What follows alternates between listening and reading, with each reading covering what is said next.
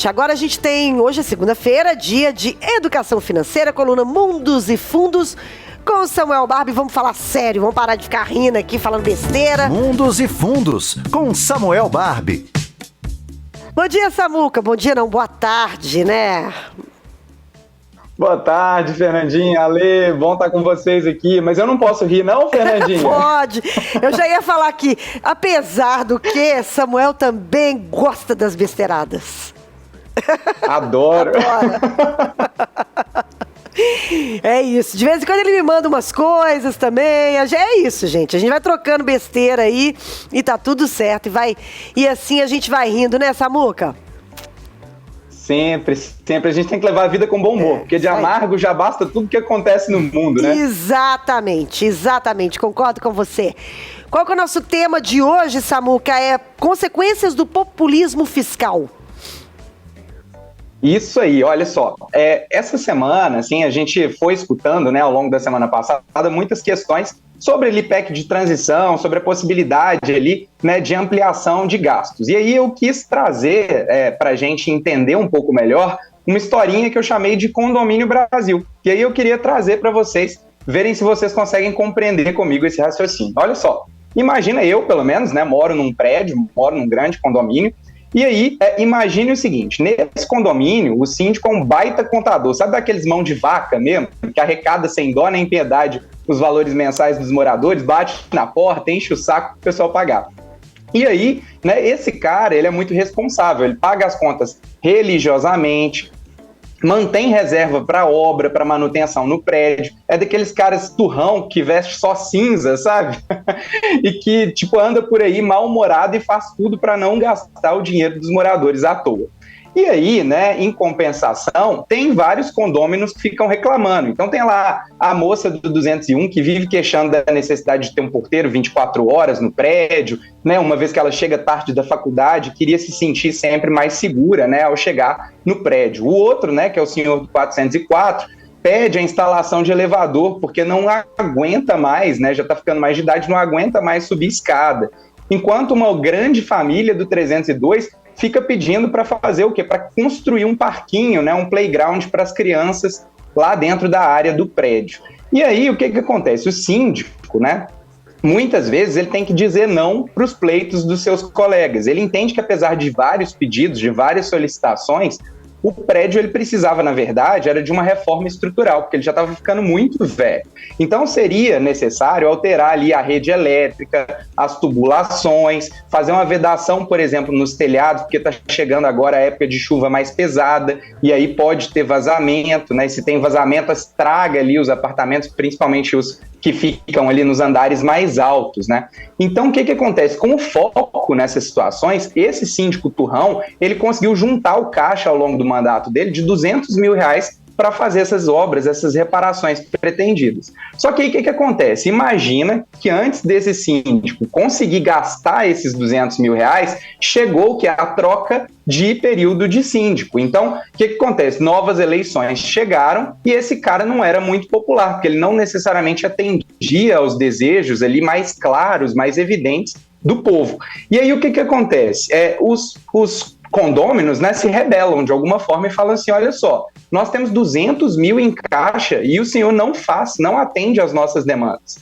Então, o que acontece ali?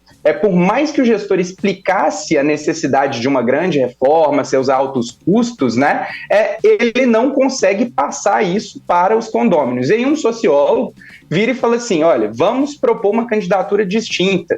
Eu, morador daqui também do prédio, eu prometo que eu vou cumprir todas as demandas de vocês. E aí ele é eleito, né, como o síndico do prédio. Daí, com essa pauta popular, o novo síndico começa ali a usar o dinheiro em caixa que foi juntado, né, a duras penas pelo síndico anterior, nosso turrão, né? Então, olha só, ele vai gastando dinheiro e começa, contrata porteiro, compra ali os elevadores, manda instalar os elevadores, constrói o parquinho para as crianças, troca os interfones, faz toda uma alteração, às vezes até troca a fachada do prédio. Então ele fez ali toda uma política de boa vizinhança e rapidamente, no seu mandato, o caixa foi consumido, no entanto, sem realizar as reformas que eram pretendidas, as reformas estruturantes pretendidas pelo síndico anterior. Com essa popularidade em alta, o síndico conseguiu ali, inclusive, ser reeleito, né? Então ele vai lá e consegue ali se reeleger, mas ele gastou no primeiro mandato todo o dinheiro que tinha sido acumulado.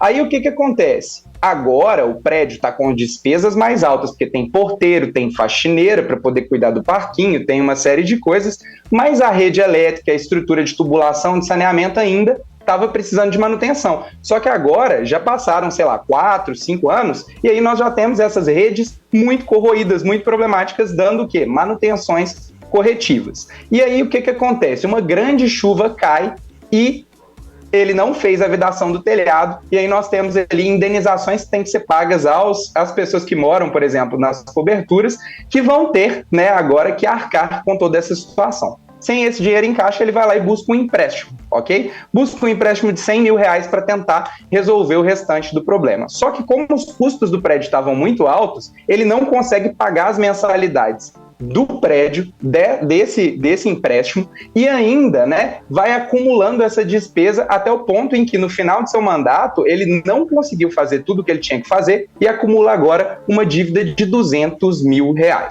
O que eu quero dizer com isso? Eu quero dizer, né, que chega uma próxima eleição, um próximo momento em que o prédio não tem mais condição de se financiar, que esse síndico, ele não vai querer nem se reeleger, ele não quer nem disputar, porque ele sabe que a bomba já explodiu ou vai explodir. E aí a gente chega um momento em que eu não tenho mais 200 mil em caixa, eu tenho, na verdade, 200 mil de dívida e um prédio cheio de problemas e despesas altas. O que acontece com esse prédio inadimplente? Os bancos não querem emprestar mais dinheiro para o próximo síndico, né? Se um outro síndico for eleito. A gente tem aqui uma situação em que, agora, por força maior, um novo síndico vai ter que estancar a sangria. Ele vai ter que aumentar as receitas, ou seja, vai ter que aumentar o valor do condomínio pago pelos moradores desse prédio, ele vai ter que cortar gasto, ele vai ter que desativar elevador, ele vai ter que demitir funcionário para poder tentar o quê? Fazer com que o prédio gaste menos dinheiro, né, do que arrecada. Então, o que acontece? Quem que topa esse tipo de desafio? Em geral, são as pessoas impopulares, são os contadores, são os economistas, enfim, tá bom? O que eu quero dizer com essa história toda, pessoal? Eu quero resumir em uma coisa só. Nós vivemos no condomínio Brasil.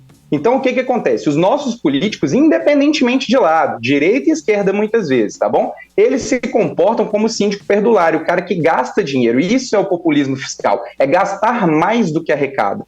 Mas o que acontece? Se você gasta mais do que arrecada, você deixa uma bomba para o próximo síndico pagar. Enquanto tem capacidade de endividamento, parece que gastar não é problema, tá tudo bem. Mas em um momento, você não tem mais capacidade de financiamento. E quando isso acontece, desemboca numa crise com aumento de impostos, com altas taxas de juros, com desemprego, com inflação, com fome e com miséria. São tempos cinzentos. Então, o que eu quero dizer é o seguinte, independentemente do seu lado, político de direita, político de esquerda, de centro, responsabilidade fiscal dos governantes, exigir isso, é independentemente da sua bandeira política, porque quando os políticos gastam acima da sua arrecadação, do seu mandato, do seu período, eles ampliam sua própria popularidade à custa de deixar um legado maldito para os seus sucessores. E quem paga a conta somos todos nós, os moradores do Condomínio Brasil.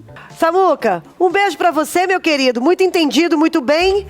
Um beijo até daqui 15 dias. Com certeza, pessoal. Um abraço. Tchau, tchau. Valeu, até mais.